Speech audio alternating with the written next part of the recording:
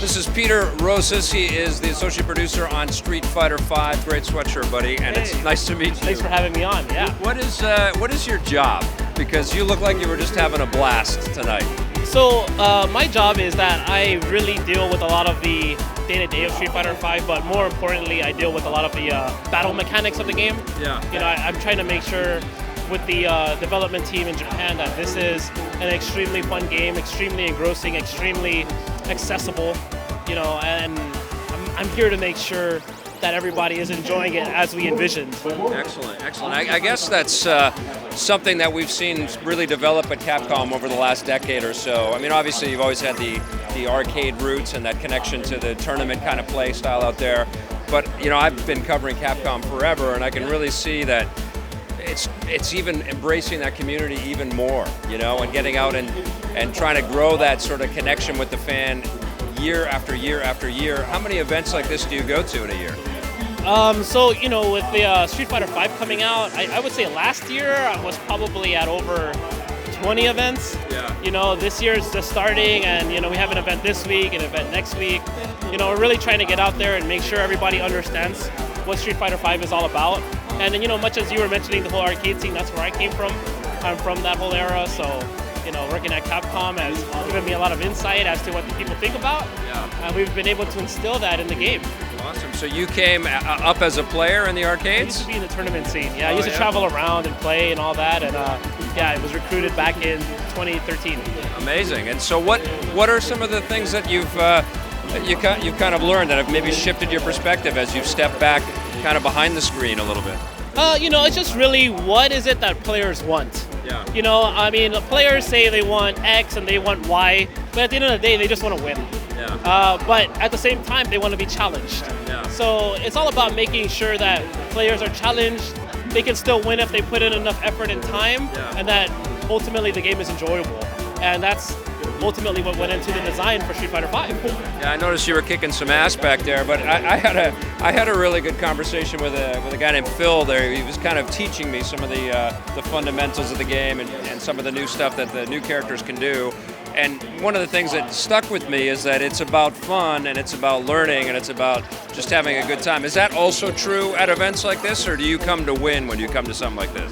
Well, I know a lot of the guys come here to win, Yeah. but honestly, you can't win unless you learn. Yeah. And this is the kind of game where you can pick it up and just learn really, really quickly. Yeah. And if you can do that and you're paying attention to the game, unlike the previous entries where it took, I would say, maybe 80 hours to become proficient, this is just like the old days where you put in your quarter or you just walk up and you push start and you play. And within a game or two, you're just learning, you're gathering information, and within 15 to 20 games, you're a threat. Nice. You know, and a lot of the guys here, becoming proficient and being able to beat players who are better and better is part of the fun. And they're able to do that faster and faster. Was that one of the kind of credos of the Street Fighter V development? You wanted to kind of wipe the slate clean so that legacy players just wouldn't be the ones that kick ass all the time? Well, definitely. Well, we know that legacy players will do well, just Yeah. because for them, you know, fireball motions and such aren't Muscle all that memory. Yeah, it's something that they already know.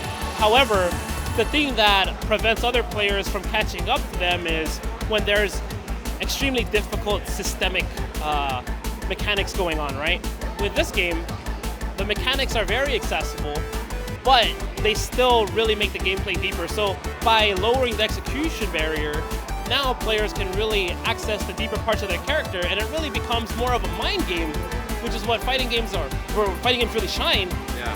than you know, a practice on execution and doing complex special moves and such. So this is not a Street Fighter game that you can play blindfolded and excel at.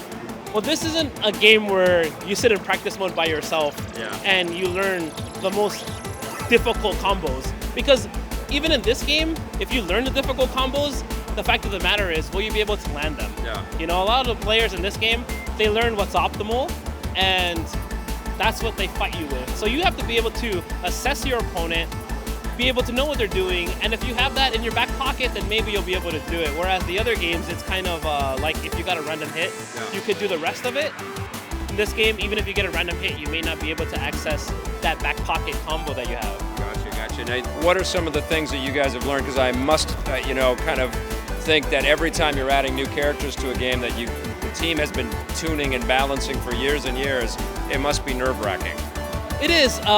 You get to see a lot of knee-jerk reactions. Sometimes people think, hey, this character is too strong or something, and we get to really see the psychology of a player from those who have just spent a little bit of time versus those who have spent a lot of time. So we understand where they are and what difficulties they face and things along those lines, and it helps us tune the game. But at the same time, we're cognizant that if those people that aren't fully aware of what their opponent's doing spend a little more time playing, then they'll understand that something may not be as strong. So we also want to be able to drive that message home that says, hey, maybe you should invest a little bit more time before you have a quick reaction. A fighting game, it's always evolving. The players are always thinking of what the next breakthrough strategy is, or what is the next cheap thing they can do to cement their victory. So be sure to actually explore the characters, explore the content that's out there that shows you how to play the character before making a reaction. That's one of the big take-homes. Awesome. Well, Street Fighter is such a global force. There's fans all over the world. Can we typify a geography as the best players in the world anymore, or are they everywhere? Well, with Street Fighter 4, Japan was clearly the best. Okay. And Europe was really, really strong. And the US started off really, really strong, and then it got weaker as time went on. All right.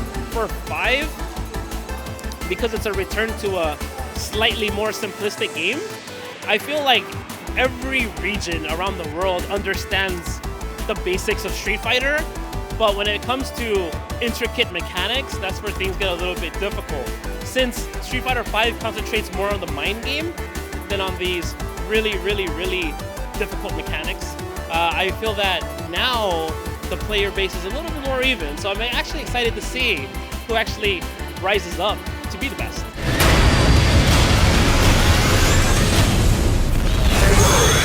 What's been the feedback so far from the community on the new characters that you've introduced? What's really hitting well? What are people really excited to play? And maybe some of the feedback sort of saying, I don't know if that fits. Well, okay, so for all the characters thus far, it's been positive, right? Okay, good. Everybody likes Nakali. They think he's entertaining. They think that Rashid is high-flying and he just looks really out there. Yeah. Laura, a lot of the grapplers, a lot of the guys who are very methodical are licking their lips, salivating at the chance to use her. What was that move? You pulled off a Laura move that finished one of your matches there, didn't you? Oh, it was her critical art. Okay. Cool. Yeah, where she just rode him around the screen. Yeah. That was amazing. Oh, thanks, yeah. And then there's a new character, Fong, and he uses a new poison mechanic. We know that some players are very, very worried about that. They're a little apprehensive just because it's a brand new mechanic to Street Fighter. Yeah. However, we totally think that once they get their hands on it, they'll enjoy it. They don't have anything to fear. He's just another character like everyone else. You have to learn how to fight him, and overall, I can say that reception has been just about mostly positive. Awesome. All right. Well, Street Fighter 4 was just an outstanding game. It was just such a landmark kind of reinvention of the Street Fighter that we know and love, with this unbelievably beautiful art style. It was kind of revolutionary, I think, when it kind of first launched, and then its iterations just kept polishing and tweaking and giving you more value for the buck, except for those that bought every version of the game. How does Street Fighter 5 kind of measure up? Is it as much of a revolution and a shakeup, or is it more of trying to connect back to the history of this franchise? Well, I would say that in terms of the look, definitely a shakeup. This is the prettiest fighter out. Yeah. That's not even up for debate. Let's be honest here. In regards to the game and the way it plays, I gotta have you and Ed Boon debate that actually on the show one day. We gotta make that happen. I mean, you just have to compare games. Just put them up together. But in regards to the way the game plays, I mean, we had over 25 years of information to gather from players. So we know what's good, we know what's bad. So we try to put in a lot of the best practices over time. Yeah. But we've also tried to innovate and add new things such as the V-trigger, V-skills, and just the whole V system, right? Awesome. So we definitely wanted to make sure that this game felt new for the legacy players, but then for those who have kind of taken a hiatus from Street Fighter, they can come back and say, hey, wait a minute, I'm a threat at this game. I want to participate and I want to beat my friends up. You know, I want to challenge somebody stronger than me. I want to rise up against the competition. I forget now. Is it PlayStation exclusive, or is it going to be on Xbox as well, or is it just? It's a PlayStation for consoles. It's a PlayStation 4 exclusive. Yeah. But it will also be on Steam. It'll be on Steam, so you're sticking with that PC audience, which is really cool. Yeah, correct. And just so you know, there's cross-play, so those on PC can play against those who are on PlayStation 4. Well, one more personal question for you. You started as a tournament player. Well, it didn't start, but you came up through the tournament ranks. Were you a professional? Were you making a living doing that? No. So, you know, like I was one of the players who actually had like a full-time job and other responsibilities. Yeah. And for me, entering tournaments and then traveling around was just for fun. Yeah.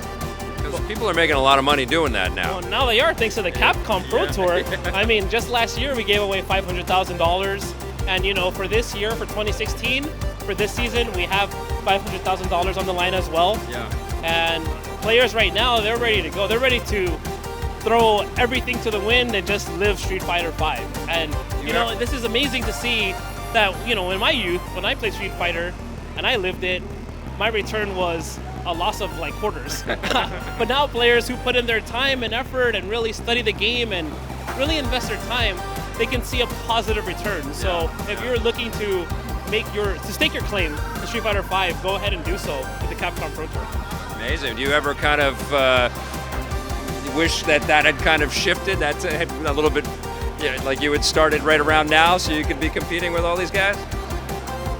You know, I want to say that it's not too late. I could always just turn in my notice tomorrow and enter the tour when we go live, right?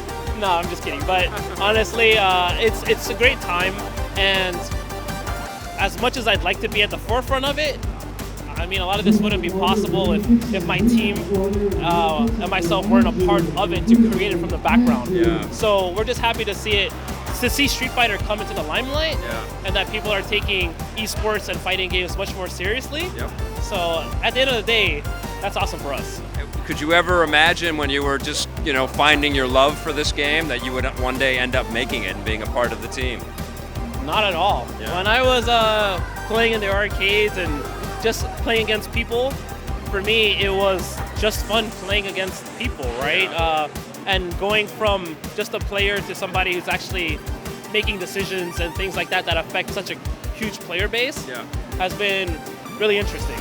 You know, I've learned a lot. One of the coolest things, and this is coming from a guy that remembers when Street Fighter 2 hit the arcades and was just like, this is incredible. It was the kind of cartoonish embracing of global culture. Do you think that's been a secret ingredient in its global success and its longevity?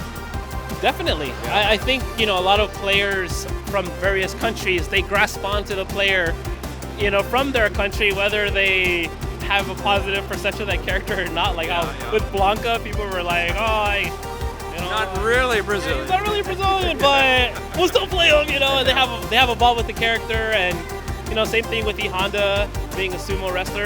You know, I feel like with 5, the approach to include a character from the Middle East, a character from Brazil who uses jiu-jitsu, you know, a character from kind of Central America, and a character from China will now give players even more characters that they can relate to and they can have pride with and just beat the competition with. So, and I feel like it'll just continue on with the success of the game because players will be able to play the characters that they want. They won't be ashamed to pick the character that represents their country.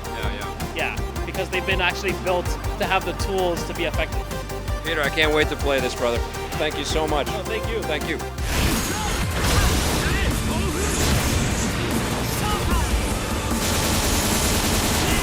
KO.